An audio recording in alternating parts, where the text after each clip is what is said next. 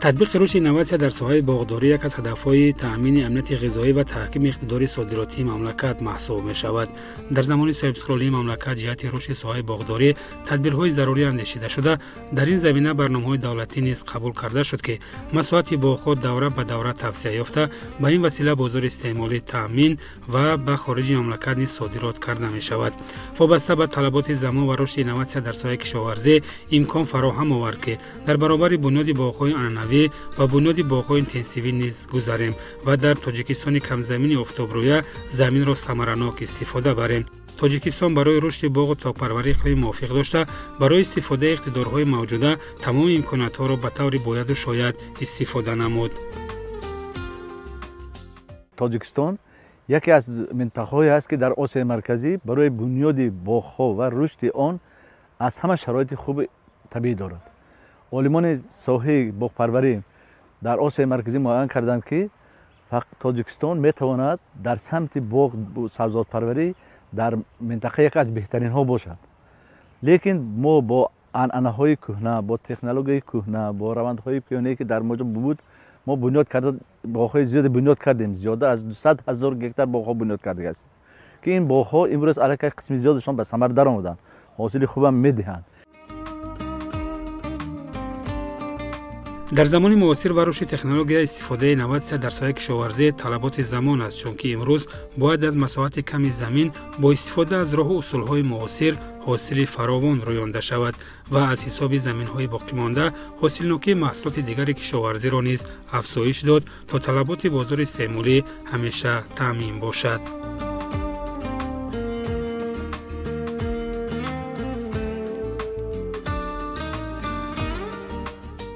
امروز وظیفه دار هستیم که ما نه اینکه حاصلناکی و زیاد محصولناکی میوه سبزیجات را از حساب زیاد کردن میدان ها زیاد کنیم، بلکه باید از حساب جاری نمودن تکنولوژی معاصر امروزه که حاصلناکی و محصولناکی زراعت را بلند برداریم.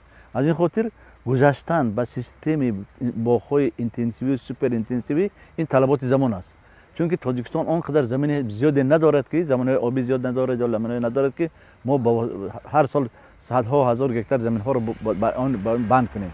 باید ما آن را باید آینده برای بلند برداشتن به سیستم آهسته آهسته زینه به زینه به سیستم باغ‌های اینتنسیوی گذاریم، چون که آموزش تجربه های خارجی نشان دادن که گذاشتن به سیستم باغداری اینتنسیوی هم ثمرناکی آن زیاد می شود، هم صفت میوه زیاد می شود، هم نگهداری آن خوب می شود، هم این امکان میدهد که محصولناکی حاصل بلند به دست بیاریم. این بلند حاصل به دست آوردن و اقتدار صادراتی کشور را بلند میکند.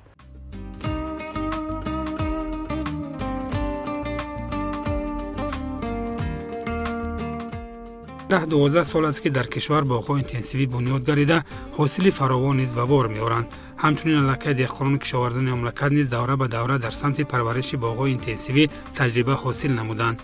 این روند امکان فراهم می‌آورد که از مساحت کمی زمین حاصل فراوان رویانید و به این وسیله اقتدار صادراتی مملکت را می‌توان بلند برداشت.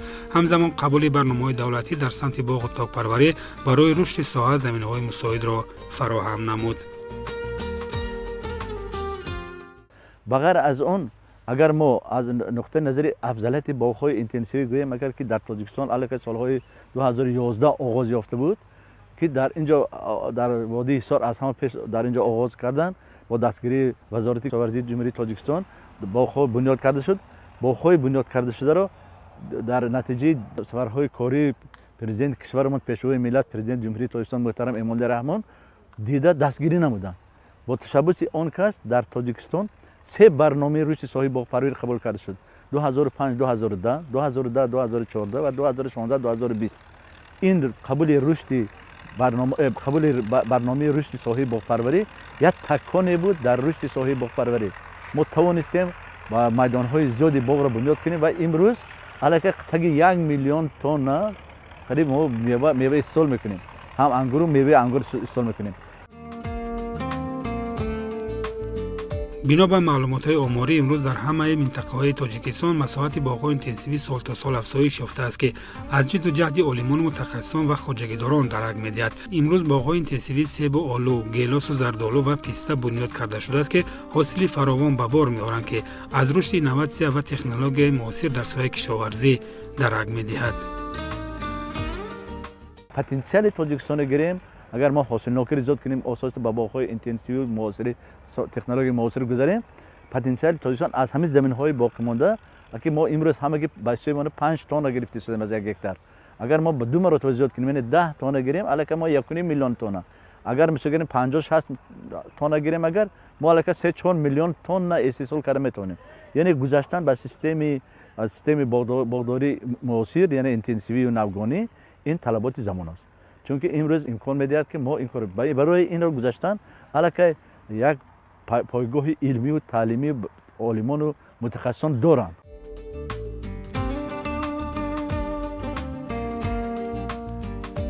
бо вуҷуди таҷрибаи андохта дар санти боғҳои интенсивӣ ҳанӯз ҳам ба таври бояду шояд мардум аз технологияи парвариши ин намуди боғҳо маълумоти камтар доранд, чунки агротехникаи парвариши боғҳои интенсивӣ аз боғҳои анъанавӣ ба куллӣ фарқ дорад.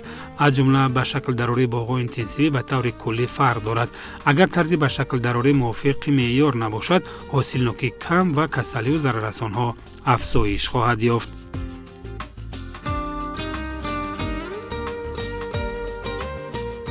дар боғҳои интенсивӣ камбуди дар он аст ки мардум ҳоло ба ҳамин технология пурра шинос нестанд. дар вақти парвариш фикр мекунанд ки ҳамон боғҳои интенсивӣ монанди парвариши боғҳои анъанавӣ бошад, муқаррарӣ бошад. лекин дар асл бошам гӯяд технология тамоман фарқ мекунад. ҳам тарзи ғизодиҳаш, ҳам тарзи обмониаш, ҳам тарзи шаклдарориаш, ҳам тарзи сарбории мевара мондан, чунки сарборӣ мондан, ҳамин инҳо фарқ мекунад. баъд аз ҳама хатоги иштибоҳи мардум аз ин аст ки шаклдиҳии онҳо. шаклдиҳии онҳо аз тамоман фарқ мекунад. шаклдиҳии онҳо ба воситаи намудҳои гуногуни ҳар як мева, мисол себу, зардолию, шафтолию, чормағзу, пистаю, бодому, гелосу, онҳо ҳамин инҳо фарқ мекунад. яъне ба талаботи ҳамун боғ мувофиқат карда дар кор аст ки вай бояд ҳамин шакли шпалерӣ бошад, яъне онҳо бояд рост ба паҳлӯ насабзанд, ба дарозӣ сабзанд. онҳо имконияти рӯшноирасии онҳо, офтобрасии онҳо, ҳаворасии онҳо яъне фароҳам бошад. ин имкон медиҳад ки сифати мева хубтар шавад, ҳосилнокӣ хуб шавад. сарбориро танзим даровардан, яъне ба он сарбории лозим мондан, ин имкон медиҳад ки солбари дарахтон, яъне солбандии дарахтро пешгирӣ кунем. мо меваро вақте аз навдаҳои зиёдатшуда меварошо мечинем, муғҷаҳо холӣ мемонанд. онҳо ба худ захираи моддаи органикро ҷамъ мекунанд, соли дигар гул мекунанд. меваҳое ки имсол мева доштанд, онҳо имсол худро дам мегиранд, онҳо имконияти ҷамъ кардан надоранд. соли дигар боз соли дигар, яъне навбат ба навбат, пай дар пай мо ҳосили хуб гирифта метавонем. ана ин афзалияту проблема аст.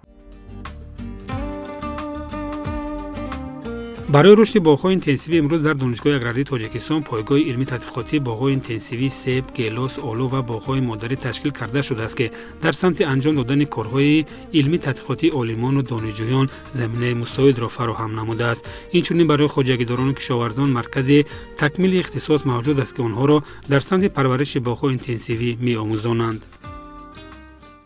дар тоҷикистон дар ҳамин минтақаҳо ки бунёд кардаанд, ба ғайр аз он дар донишгоҳи аграрии тоҷикистон як пойгоҳи илмию таълимӣ бунёд карданд ки дар инҷо боғи интенсивии себ, боғи интенсивии олу, боғи интенсивии гелос, боғҳои модарӣ барои зиёд кардани дарахтон меведанд. яъне тамоми равандҳои аз тайёр кардани ниҳол то бунёди боғ, шинонидан, нигоҳубини онҳо дар инҷо ба роҳ монда шудааст, ки ин имкон медиҳад ки мо на ин ки фақат донишҷӯёнро ба таълим диҳем ва омӯзонем, балки дар инҷо корҳои илмӣ гузаронда мешавад аз тарафи магистерон, аспирантон, докторантон, мавзӯъҳои илмӣ гирифта дар инҷо аллакай тадқиқотҳои илмӣ бурда шуданд. чунки омӯзиши гирифтани ниҳоли боғҳои интенсивии себ дар тоҷикистон омӯхта нашудааст аз нуқтаи назари илмӣ. имрӯз мана аспирантон аллакай доктор PhD кор кардастанд аз кафедраи боғдории донишгоҳи аграрии тоҷикистон дар ин масъала кор карданд ки оянда пешниҳод кунем ки ин раванд чӣ тавр дуруст ба роҳ монда мешавад, як тавсеяи илмии асос дошта пешниҳод карда шавад. ба ғайр аз он дар инҷо барои омӯзиши ояндаи мутахассисону фермерон در نزد دانشگاه اگریتون مرکز تکمیل اختصاص وجود دارد.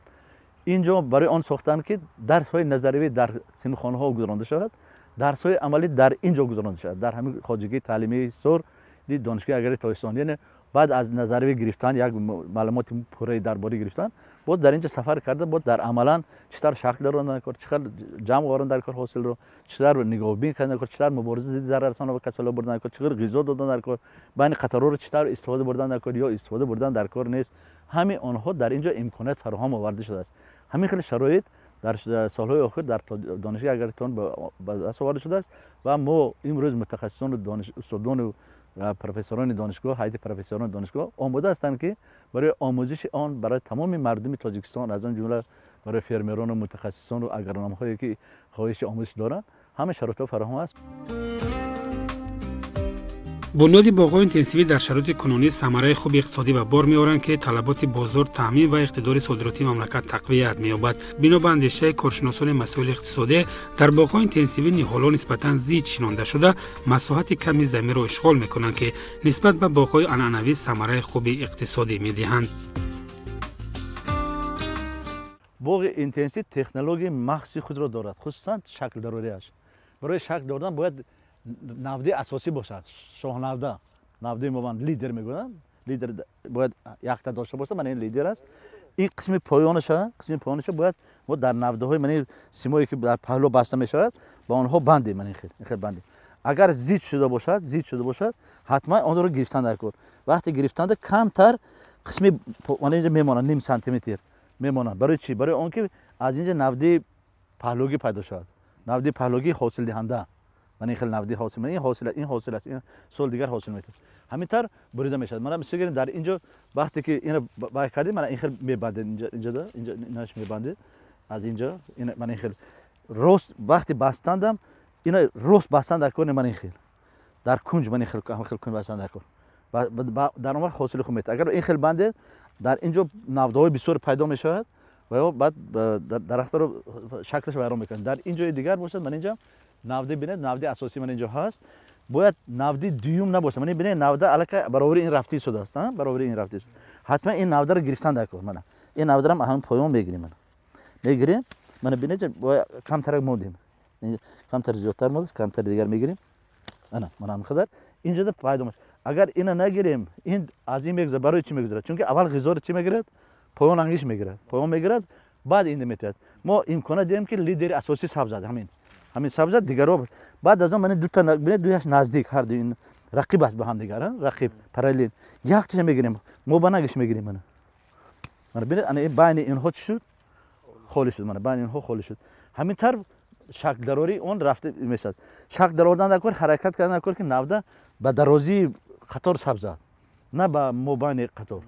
مبین قطار میرود کم، من همه یک 6-7 سانتی من این طرف سبز نشتر کن. همینطور شکل دراری آنها اسمی فرق میکند. شکل دراری آنها رو هم برش سبز هم گذراندم که بود در دوری بعد از برگ پرتافتن. اینها حاضر برگ سال نپرتافته است. اولی زمستان که شد، یا که ترما آخر است، یا که اولی زمستان ماه فوریه ما پور اینها رو شکل میداریم. وقتی که برگ پرتاف الکی کدام نوده در کدام جای هست بود خوبتر دیده میشه نسبت آن که حاضر برگ دارد. با اون وقت ما شکل می‌داریم، همین شکل طلباتی که مکتب برای باغ‌های اینتنسیو وجود دارد. همینطور اینها این یکم قبض می‌شود، بعد این من سیم دوم قبض، سوم قبض، 4 قبض، من 4 5 قبض، یعنی تا 3.5-4 متر قدی آنها می‌رود. هر یک قبض از 4-5 نوده می‌برد. من اینجا نوده بسیار قبض یکم، ما بسیار نوده‌اش می‌گیریم، ولی آینده می‌گیریم که زیاد نشود. ما الکی معلوم است که جمهوری ما جمهوری اگراری است. ساحه کشاورزی تامین کننده اهالی با خوراک و صنعت کاکاو و آشوب خام باشد. یکی از سمت‌هایی که به رشد کشاورزی علاقه‌مند باشد، این ثمراناب استفاده بردن باغ‌ها به حساب می‌رود. در جمهوری تاجیکستان زمین میدان‌های کلان وسیع برای استفاده باغ‌ها استفاده کرده ایستاده‌ایم و سال تا سال زیاد شده ایستاده است. این هم باشد باغ‌های پیشتر محلی گویم اگرم خطا نمی‌کنیم و بر ضمن این با راه اینوواسیونی تشکیل کردن باغ اینتنسیوی این ثمره می‌بخشد به اقتصادیات کشور. омилҳое ки таъсир мерасонад ба самаранокии иқтисодии боғҳои интенсивӣ, ин пеш аз ҳама самаранок истифода бурдани замин аст. Дар боғҳои маҳаллӣ ҳаҷми замин васеъ буд, ҳаҷми дарахтон кушод шунонда мешуд. Дар боғҳои инноватсионии интенсивӣ бошад, ҳаҷми замин самаранок истифода мешавад, дар асосе ки зичии ниҳолҳо камтар истифода мешавад, замин бисёр самараи нек метиҳад барои иқтисодиёт. барои коркарди ашёи хоми маҳаллӣ дар корхонаҳои саноатӣ соҳаи кишоварзӣ таъминкунандаи ашёи хоми ватанӣ маҳсуб мешавад. дар дораи эълони солҳои 2022-2026 солҳои рушди саноат, имрӯз дар қаламраи кишвар корхонаҳои хурду бузурги саноатӣ бунёд карда шудааст, ки барои коркарди ашёи хоми ватанӣ нақши муассир доранд. инчунин содироти меваҳои хуштаъму лазизи кишвар ба хориҷи мамлакат имкон фароҳам меорад, то иқтисоди миллӣ таҳким ёбад. дар хоҷагии таълимии таҷрибавии ҳисор донишгоҳи аграрии Тоҷикистон ино як самараи бештар мебахшанд. ниҳоле ҳаст ки ино дар иқтисодиёти мамлакат таъсири худша мерасонад. аз он ҷумла барои содироти маҳсулоти кишоварзӣ самараи нек мебахшанд.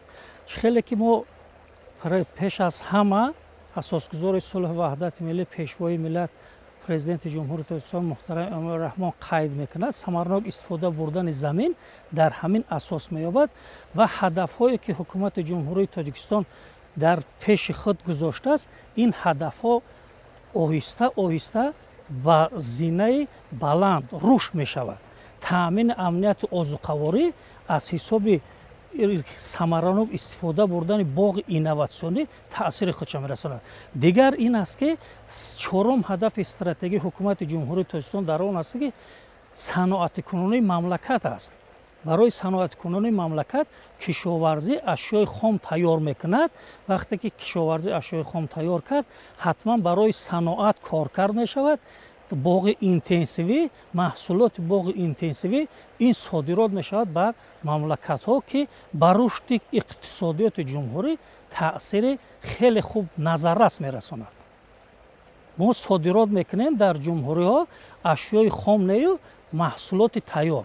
вақте ки мо маҳсулоти тайёр содирот кардем, ҳаҷми фурӯши маҳсулот зиёдтар мешавад ва таъсир ба иқтисодиёти мамлакат оварда мерасонад, ки асоснок шудааст ин илм ба истеҳсолот. вақте ки пайвастшавии илм ба истеҳсолот аст, рушди иқтисодиёт сол то сол, зина ба зина рушд рафтан мегирад. барои афзоиши масоати боғҳои интенсивӣ ниҳолхонаҳо ташкил карда шудааст, ки дар таъмини хоҷагиҳо бо ниҳолҳо саҳми назар аст доранд. солҳои пешин ниҳолони боғҳои интенсивӣ аз хориҷ ворид карда мешуд. дар натиҷаи корҳои илмӣ тадқиқоти олимону мутахассисони соҳа имрӯз ниҳолхонаҳо ё ба истилоҳ боғҳои модарӣ бунёд карда шудааст, ки талаботи боғдоронро қонеъ мекунанд. солҳои охир дар ҷумҳурии мо боғҳои интенсивӣ ва суперинтенсивӣ бунёд шуда истодаанд.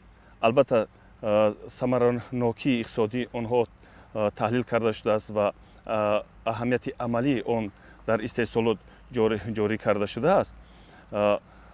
бояд қайд кард, ки барои бунёди боғҳои интенсивӣ ниҳолҳо ё ки такпайвандҳо нақши муҳим доранд.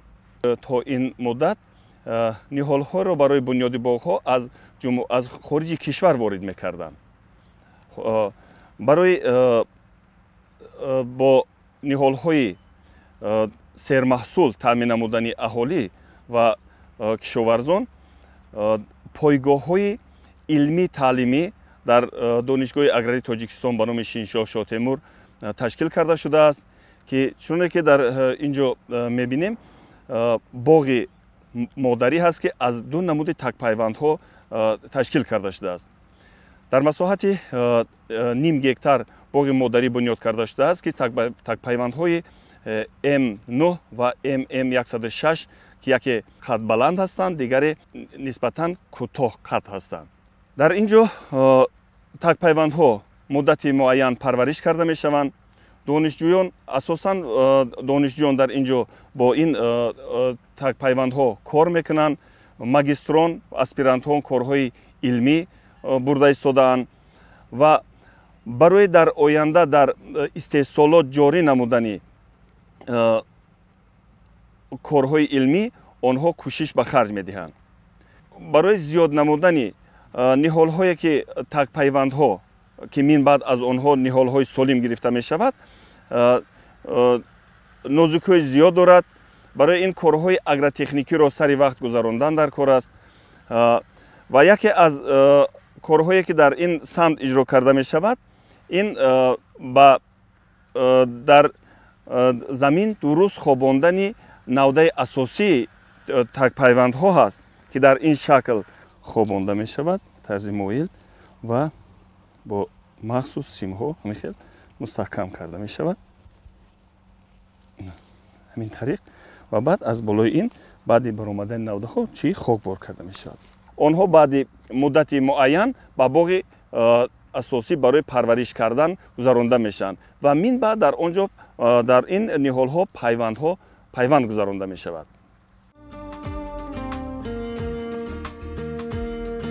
дар масоҳати ним гектар ниҳолон пайванд карда шуданд ки барои бунёди боғҳои нави интенсивӣ заминаи мусоидро фароҳам меорад.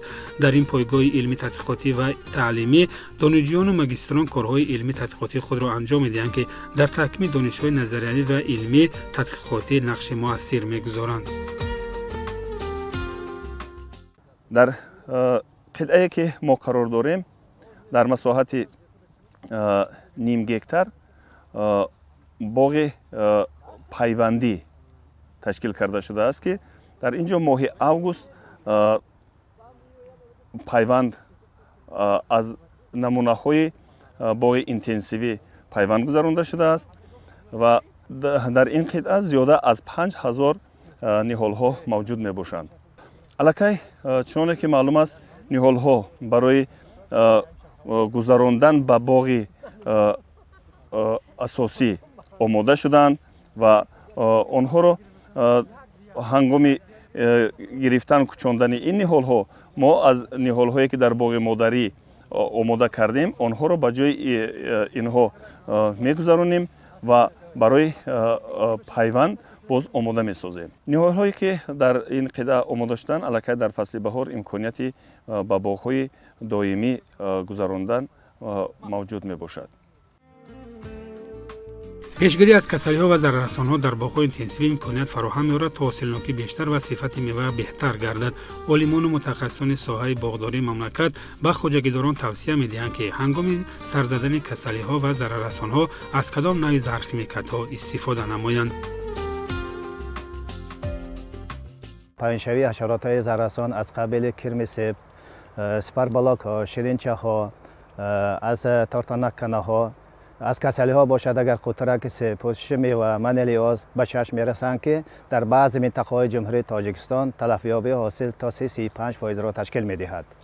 саривақт гузарондани чораҳои мубориза бар зидди зараррасонҳо ва касалиҳо дар соҳаи кишоварзӣ ин омили баландбардоштани ҳосилнокӣ мебошад.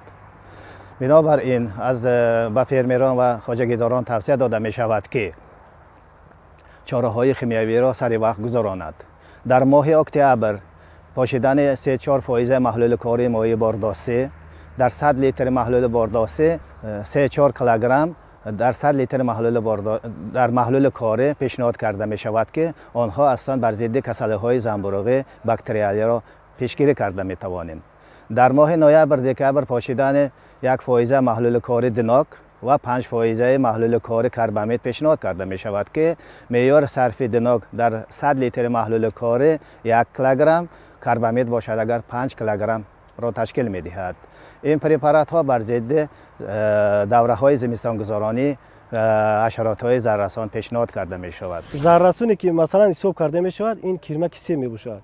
яъне кирмаки себ асосан ба меваи себ зарар мекунанд. онҳо дар дохили мева бо воситаи думча ё нофи себ мегӯем дохилӣ шуда ба хотири мағзи себро истеъмол кардан ворид мешаванд.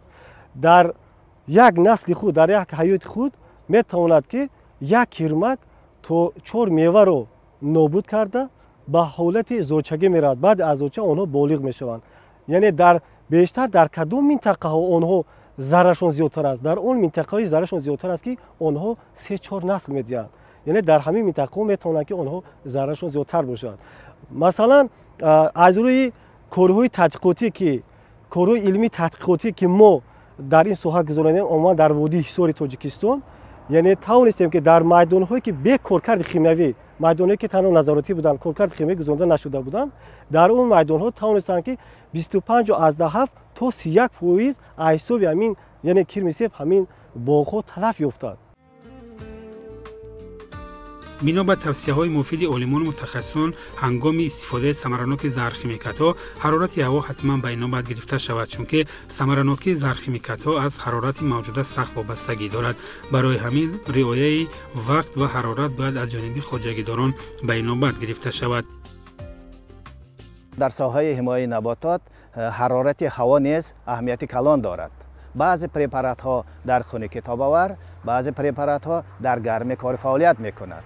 препарати хорис хусусияти фунгитсиди дошта асосан бар зидди касалиҳои гуногуни дарахтон пешниҳод карда мешавад. аз он ҷумла препарати скор низ бар зидди касалиҳои гуногуни дарахтон пешниҳод мегардад.